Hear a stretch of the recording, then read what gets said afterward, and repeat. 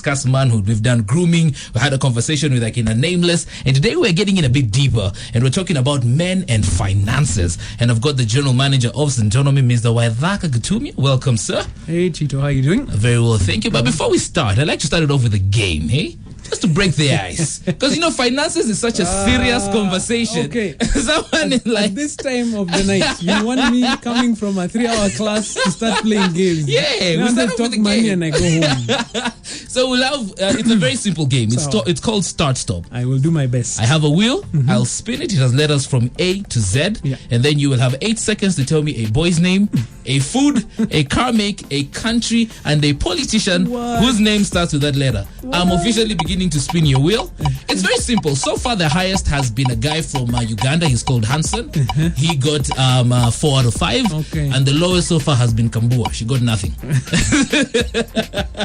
Well, so, at least I will be at the same level as Kambua if things go completely wrong. So your letter is L. Boy's name? What? Larry. Food? Car make? Land Rover. Country? Lithuania. Politician? I don't know anyone. That is 2 out of 5. It's a good attempt. What do you mean 2? I got 3. No, you got boy's name. Yes. You got car make. Yes. Oh yeah, you got 3 out of 5. 3 out of 5. Dude, Plus money, country. no numbers. At least I can count. Even if I don't know. Anyway, yeah. So I'm gonna be getting into this conversation with Waithaka.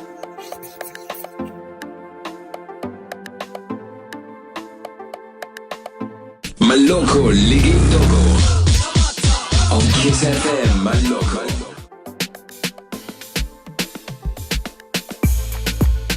I just want us to jump straight into it because I know because I know you deal a lot with finances. You do a lot of classes. Yeah. What are some of the common mistakes that you've seen most men make when it comes to money? Going it alone, guys, and it's a thing that we all have. We think that part of the whole manly journey is that I can do it. It's me. And me, myself, and I. There's this whole myth of the self-made man. And I think that's probably the place to start. Going it alone. And if you look at anyone who's ever been a success around this world, it's not something they did by themselves. There's always a supporting network around them. There's always somebody who's given them that inspiration. There's somebody they're following. So that idea that you're going to go it alone, that's how you can be picked off really easily. I mean, if you're in an army and you go as a team, you go as a battalion, you go with your boys, so that there's always somebody who has your back, and also there's somebody who's guiding you and leading you forward. So I would say probably, guys, the biggest thing is we go it alone. We think we know. Okay? Yeah. I think I know. And therefore, maybe I don't research as much. I don't ask the right questions. Even in our classes, we notice that in our classes, many times there's more ladies than men. You see, ladies, they enjoy learning. Yes. And they understand that there's knowledge out there. But guys want to say, but me, I know I can invest. I'm Bitcoin. I don't know what. That's what guys are doing. Yeah. And there's a macho side to it. But I would say don't go it alone. Learn from someone else. And then have guys who are around you who can keep you in check and just say, hey, dude, how things are going? Yes. What are you doing about this? And hopefully that will help you grow. Yes. Yeah. So then now there's a report that says that men are malnourished and women are obese. So, I mean, is this possible that maybe men are spending too much money on women? See, I have to speak very carefully at this moment because in my household I am the only man. Oh yeah. So as you know, I'm the only guy in my household. Yeah. So let me say this. I think it's an irresponsible man who's only spending on himself. Yes. I mean on women. I think you must also develop yourself. You must also have a plan, a personal plan. And guess what? I think in my understanding, if you have a plan and you're growing as a man, that makes you more attractive. At least that's what I've seen. In my experience, a guy who has money and has a plan, ladies will gravitate towards you. Yes. That's just me. And but, for you, I want to get a bit personal. Sure. For you as Waithaka, what are some of the mistakes that you made earlier on, especially in regards to finances as a man? Wow. Starting to save too late. And you know that idea that there's apparently there's little money. You know, thinking that saving 100 bob is nothing.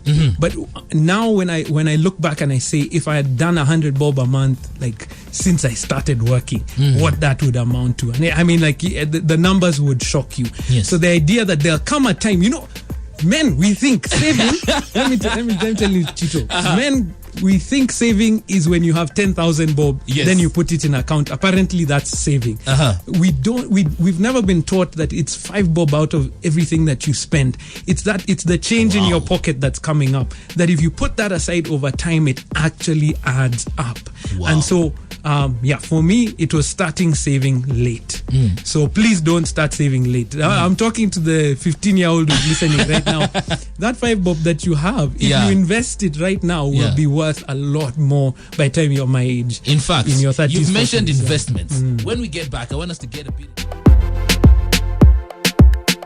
Kenyan hits on your number one hit music station.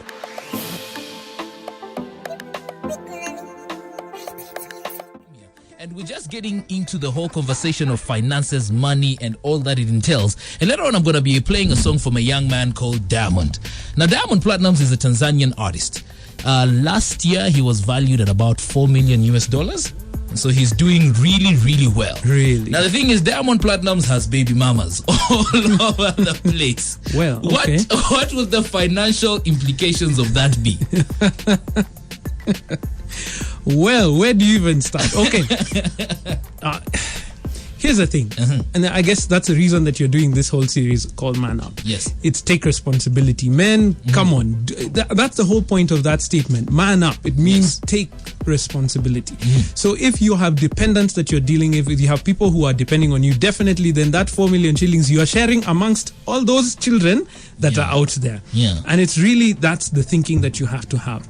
So why get into that situation? And even by law, and depending on the law, I guess that's in TZ in Kenya, if you are a child and you can prove paternity, then you have rights to your father's wealth as it comes along. So what is the point? What is the aim of what you're trying to achieve? And are you aware of what it is that you're going to do? I know we've got our different cultures and different experiences, but the description that you've just given is not somebody who had a plan. It kind of just happened along the way. In fact, some of them he denied at first. Then when it was proved beyond reasonable doubt, took responsibility. Yeah, so if you're taking the responsibility, then that means you're thinking down the line, what does that mean for each one of them? So if there are multiple children, begin to think each one of them will, at some point, God willing, go to college. That's some money. You want to leave an inheritance. That's some money too. So even that $4 million that you're talking about right now, 400 million shillings, Kenya shillings, if you look at it that way, it must cater for the family and all these children as well.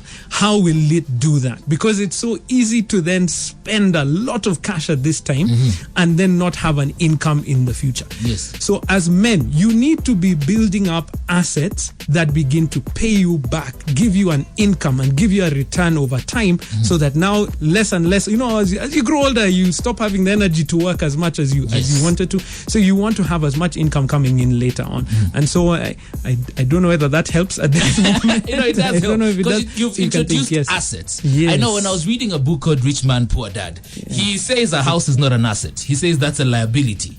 Well, so explain. I know you're a financial man. He says a house is not an asset. Yes. That's a liability. He talks about property and all these things. According to him, assets are now like income coming through from your investments. That's right. So define the house. So a house that you own and are living in is not an asset, because essentially what is it providing for you other than the roof over your head? And it's a good thing. It also provides a good sense. Kenyans, the Kenyan dream. Yes. The Kenyan dream is to own a plot. It's not the American dream. The Kenyan dream is to own a plot, build a house and live in it. Yes. No problem.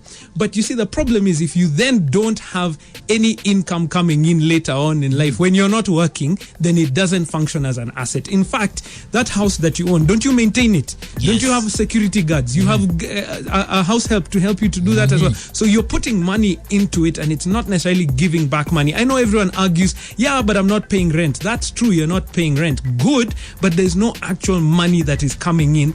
And the fact of the matter is, when the rubber hits the road and you now are asked, how do you get the money out of this asset called your home? You either have to rent it or sell it. And most of the time, that was not the intention. Yes. So that's what he's saying. So a house can be an asset. Please own. Yes. I know, I don't want to steal the Kenyan dream from you, Chito. Own a home and a plot. Do so. Yes. But understand the role that it plays. So sometimes I've seen it over and over again. There are some guys who are renting, but they own houses. Houses bigger than the place they're renting. I've actually also seen that. You've seen that around. I have, I think, about 2 or 3 friends of mine who are doing that right now. Those are wise guys. You know why? Because it means that house that they own is paying for the rent they're living and also putting money in their pocket for other investments. Yes. That now begins to become wisdom. And then as you build the assets, even if you move into your own home, you'll still have other properties, other houses, and other apartments, whatever it is, land that is bringing in an income. So the problem is, if the only asset you have is your house, how do you get the money out of it? Yeah. That's the question. And now we've spoken about a house thing. Now I want us to come back down to a student. I mean, this is a guy who's in uni. Who does not have a house. Who doesn't have a house. How then would you advise a student to make extra money or start to build an investment portfolio? Okay. Yeah, that's a big word I've used. It is. Kenyan students, let me speak to you, because these are the guys I need to speak to. Yes. I've traveled around this world, and the fact of the matter is, by the time somebody is 16, in most of the developed world, they are working. Yes. They are busy in a shop somewhere selling, they are busy doing. So by the time they have finished their college, starting from 15, they have almost 10 years worth of experience. Yes. You Kenyan student who I'm talking to right now, and you're in college and saying, I'll get a job after this, you're going to graduate with over 100,000 other students in Kenya. Yes. What will differentiate you from those other students? Here's the thing. You student, my friend, my brother, I'm speaking to the boy child now. I'm speaking to you. My friend, please go and work somewhere. Even if it is work for free, guess what you're getting? Experience. You're getting experience. I'm speaking to you now. And if you bring value to that workplace, believe me, they'll start paying you. I have seen it in our office. And unfortunately, the only place I've seen it is in young ladies. We have had young ladies who have come in as interns, amazing young ladies. Can I give a shout out to Esther and to Nelly, who joined us as interns? And let me tell you, they came and wowed us to the point that we said we cannot let these girls go. Nelly is still in college. Wow. Esther is still in college. They're still trying to figure out, and we are paying them now. I was working at a different radio station, and I started I was an intern for like 6 months before they ever put me on air. That's the point. Yeah. But you are building experience that now you put on your CV that makes you worth more. But the problem is, guys are saying, I want an internship that will pay me. No. The payment you're getting is called experience. So when you said I should talk to the guys who are in college right now, build your portfolio, build your experience, so that when you're writing now and you're getting a job, you'll say by the time you've left college, you can have over 4 years experience working. Yes. And when I look at your CV versus I look at somebody else's CV who didn't ever do anything, and all they did was in school, yes, they've got A grades, but I want experience in a workplace. Yes. That's what I'm looking for. And what about those guys who are getting good pocket? Let's say in a week, an average student in college is getting about maybe 1,500 to 3,000 bob. Average, depending on the family you come from, but averagely that's what they're given. Yes. How can that guy between 1.5 and 3K make some invest? Or even if it's someone who's getting 1,000 bob a week, how would you advise them to save? Here's the point. It starts off with simply the discipline, the plan to save. You see, the thing is, we look at it and say, remember I told you guys think of 10K as what you say, 10,000 bob. Yes. How do you get to 10,000 bob? If you're saving day by day, week by week, month by month, you'll get to that 10K. Then that 10K, you'll put it somewhere. So the point is this. Don't spend everything you earn. And let me tell you, that policy of spending everything you get follows you until even your 50s. We have guys in the Centonomy classes who are in their 50s who, what has happened is, as their income has increased, their spending increases to match that income. Here's the point. When you get more money, save more. That's where wealth comes. When more money comes in, save more. I feel like you need to repeat that part. When you get more money, save more. Let that be your priority. Put aside more. Even though your expenses may increase, make sure your saving is also increasing. Yes. The danger is we always increase our spending to match our income. And that's the biggest problem that we have. So even when you're in college, by the way, what costs do you have in college? Those guys who are earning 3K, they're most likely living with their parents, or they're being paid for in a hostel. So what are your costs? It's really going out. It's the extras around life. Yeah. So you can really just look at it and say, what really matters? Do I need to eat out, maybe buy chips during the week, or can I save that, cook a little bit, and then on the weekend is when I go and now have a good meal? Kwanzaa, now you'll be the guy who'll be able to take the lady to a nice place rather than to the same chips place you've been taking guys to the whole week. Do you get what I'm saying? That you have a goal. Yes. And many times the problem is that we don't even have a plan. I think even if it's for something that you really like, if you make it a plan, then you start acting towards that goal. Many of you guys are thinking, you might be thinking that you want to buy, let's say, a phone. That phone will cost you some money. And I know it'll make you feel good about yourself. It'll make you look cool and all those things. So why don't you plan and say, next year I want to own this type of phone. How much will it cost? What do I need to put aside until then? I know it sounds like, parents, please don't beat me up. But you see, the thing is, it's the principle of working towards a goal. Yes. And when you learn that, hey, you know what? I can actually earn this amount and put it aside and be the one to buy my own phone.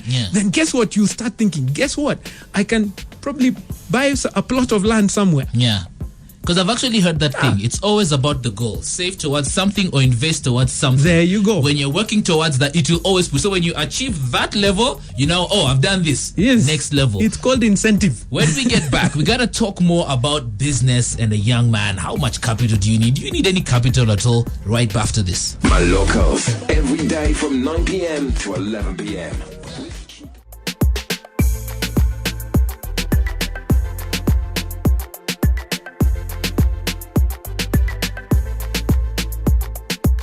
And I noticed you did a video on your YouTube about Bitcoin and cryptocurrencies, because I know this is one of the things that many young people are running towards. Yeah. And you had said, do not invest in Bitcoin or cryptocurrency. Why did you just give me an accent? Why did you give me an accent? No, but you said it with like, do not. It sounds like I was just taking your tone in that moment. Ask the question. So then, yes. Why did you say that? Yeah. Well, okay. If you watched to the end, yes, it was a warning. And I guess the idea is this: don't invest in things you don't understand. So I was saying, do not invest if you don't understand.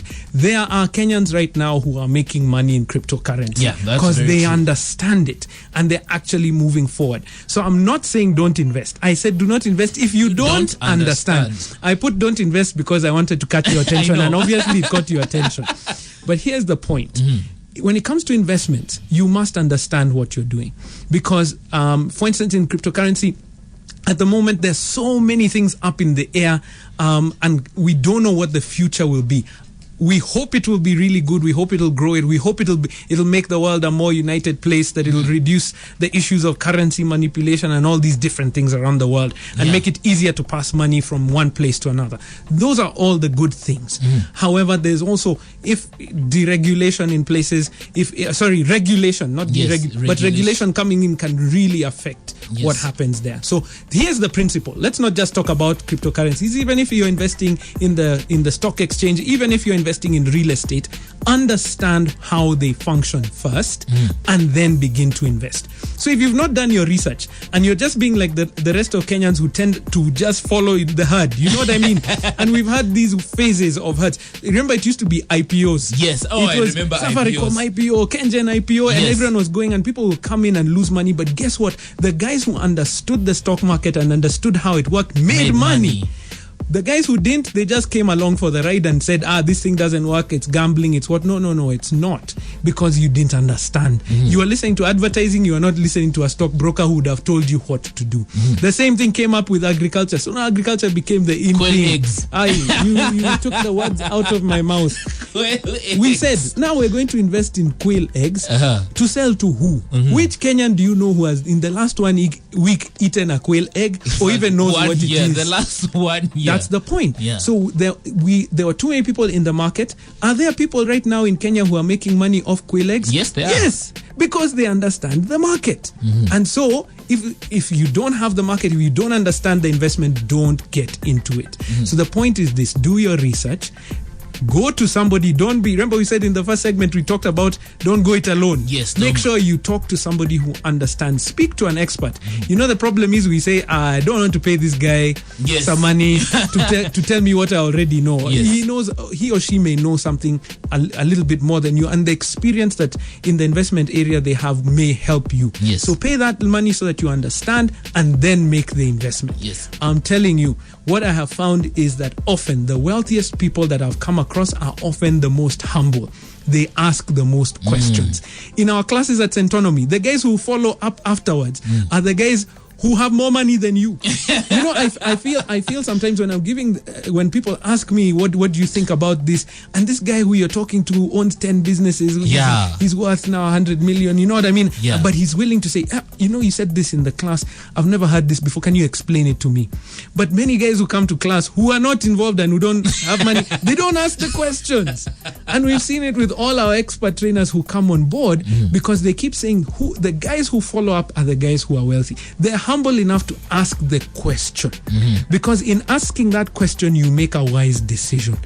Men, don't go it alone. Ask the right question to the right person. And then when it comes to, as a young person wants to start a business, I know it's a question that's often asked. Yes. But I usually say sometimes somebody may not know.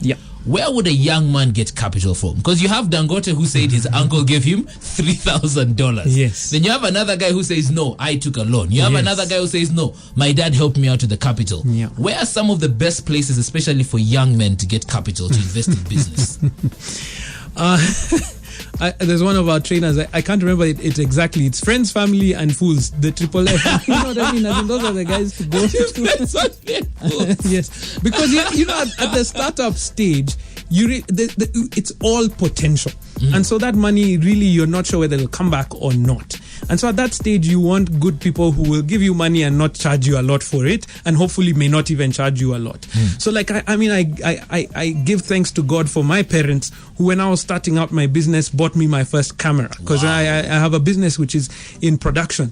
And so they helped me buy, because the camera was the big investment. Yes. So they helped me buy the camera, and that started me off. So talk to your parents, and if your parents are not able to, maybe you have a relative who might be willing to help you out. And please don't go with the expectation that everyone has to give you money. That's the other mistake we make. If somebody is able to, good. If they're not, it doesn't make them a bad person. It just means that maybe they don't have the money at that time, or their money is meant for other things. That's the other problem we have in families. Guys expect just because you're rich that you should give me money. No. Yes. The person who's rich in your family is rich because they've minded every cent that they have, and they know what they are purposeful with their money. So friends, family, and fools. Fools. I know I use that as a. Yes, I was actually going to ask you, who are the fools? I've probably stolen that from somebody. You may need to Google where that came from, but I know I stole it from somewhere. But it's guys who are willing to take a risk, and just say, you know what, hey, why don't you try this out? And they're not asking you for the money back soon enough. But sometimes a business does not even require cash capital. Sometimes that's a thing we make a mistake and say, I need the money to do this. Have you tested it? Have you tried it out? Have you even done your first, draft? Have you looked at opportunities that are around you? Because the mistake that we make is that we think it's all about the money. And it's not. I'm telling you can sink a lot of money into a business idea. And if you've never tested it, if you've not tried it out, if you've not actually done the work, the money will not save that business. Whereas if you start on the right side and you actually planned, made a plan, tested it, worked it, gone into the market, and come back with some real evidence that this is something that the market needs, then the money will find you. We say this at Centonomy all the time. Create value and money will find you. Oh, wow. I remember somebody actually told me that when I was planning to get into radio. Yes. I was thinking, I wanted to do law. Yeah. I was thinking, man, the money in law. Yes. And I knew I was smart at it, but my passion was really on radio. Yeah. And one of the things my father told me was, Sonny, follow your passion, money will follow you there. Will. But it's not just following your passion. Yeah. Because many people, I'm an artist, Yes. I'm going to rap. And you don't know how to rap. You don't know how to do it. I'm an artist, you don't know how to sing. Yes. And you're expecting people to pay you for that. No, do the hard work, which is creating that value. Go sing in those clubs. I don't understand these guys who come and try and sell me their CD in traffic. I've never seen you. I don't know what's on that CD. I don't want your music. Yes. But there's some guys, you go to a gig somewhere and you hear them play and you're just like, where is your CD? You're actually asking for the product because they have created that value. So create the value first. Even a good business plan is value. If you can show somebody, this is what I've done, I've tested, this is what it is, that is value, and money will find you. Yes. There's money, a lot of money in this world looking for good value. But the problem is they're looking for good value, not just for any idea that's out there in this world. And so if you're thinking about it out there, there's venture capital, there's guys who are looking to invest individually. There's many different places that people, even your own family, will put money in you if they trust you. But if you're just that guy, he's a guy of many ideas, many different stories, then they won't give you money if they can't trust you. Yes. So here's the point. Create value and money will find you. Even in your job. Can I speak to the guys in their jobs? Yes. In your job, the reason you have not gotten a raise is not because why does your boss want to give you a raise? He doesn't. But if you become valuable in your workplace, like Chito, we were talking before, I think you've hit 4 million listeners on this show. Yes. You've moved it up from, was it less than 2 million? It was at 1.2. And you've more than doubled. Yeah. I am sure there's somebody here at Kiss who's saying, has Chito been taken out for lunch somewhere? Why? Because you have created value for this company. Yeah. And when you do so, then when you go to negotiate now for a pay rise or for a different job in that company, then the money will come. Yes. But we are busy looking for the money first. Before the value. Before the creating the value. Putting the cart before the horse. If you give me the money, I'll create the value. No. Even all these stories of great like, I know Facebook is in trouble at this moment, but you listen to the story around Facebook and stuff. They had already created the value and people now looked for money to put into it. Yes.